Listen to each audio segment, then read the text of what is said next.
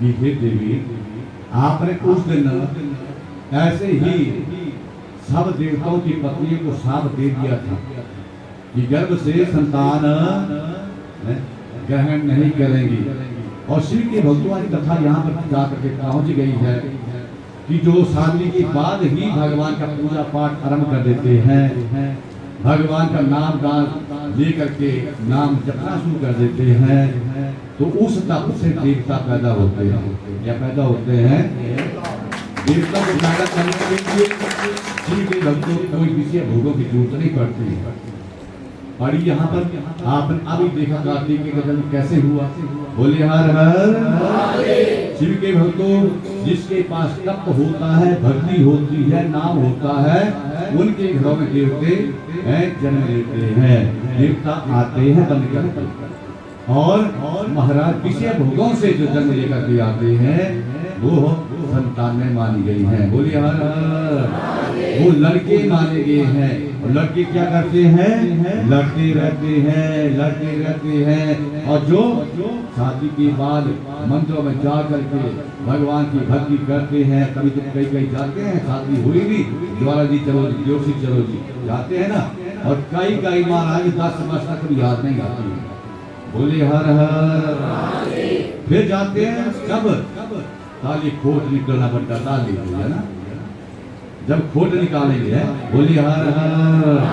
तो शादी के बाद इस कथा को सुन करके सबसे पहले देवताओं को मनाना चाहिए, पूजा पाठ आरंभ कर देना चाहिए। अगर आपने नाम दान लिया है तो महाराज बच्चों को भी दिलवाओ और बच्चों को भी बेड़ा पार करवाओ। और शादी के बाद अगर वो भी नाम दान भगवान का लेंगे तो फिर आपके घर में जो पोते आएंगे वो देवता बन करके आएंगे। कथा के बीच में देखो, अब पार्वती ने कहा कि मेरे में क्या कैसे पिता बनेंगे? भगवान शंकर कह रहे कि देवी, उस दिन आपने बिना विचारे ही साथ दे दिया, तो अब देवताओं की पत्नियां हैं वो गर्भ से संतान बेटे पैदा नहीं कर सकती, ना ही आप कर सकती हैं, क्योंकि आपने साथ दिया है। और उधर गंगा मैया का भी इसमें एक प्रसंग है बीच में कि गंगा मैया भगवान की लगती क्या है। बोलिए हर हर। सुनना चाहेंगे ना आप कि गंगा मैया क्या लगती है?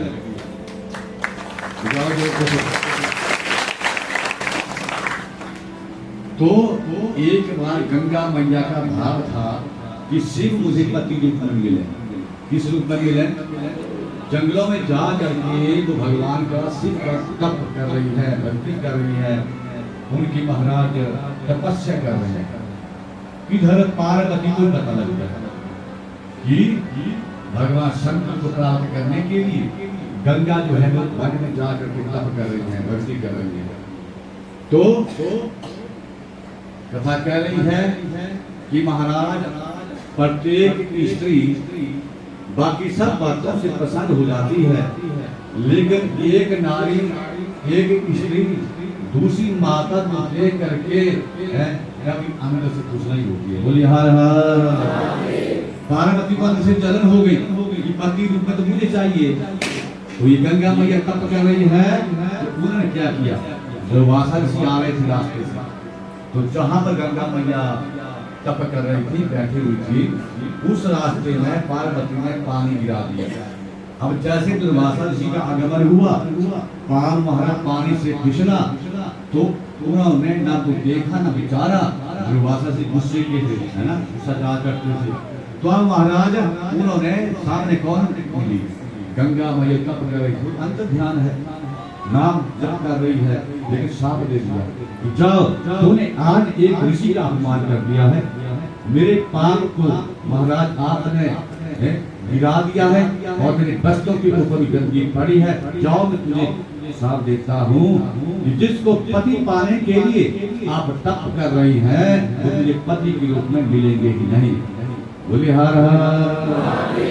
जब साफ न किया तो गंगा मैया भक्ति टूट गई और महाराज जैसे भक्ति टूटी चरणों में गिर गिरा कि महाराज ऋषि वर आपने ऐसे ही अनजाने में बिना विचारे को हिसाब दे दिया।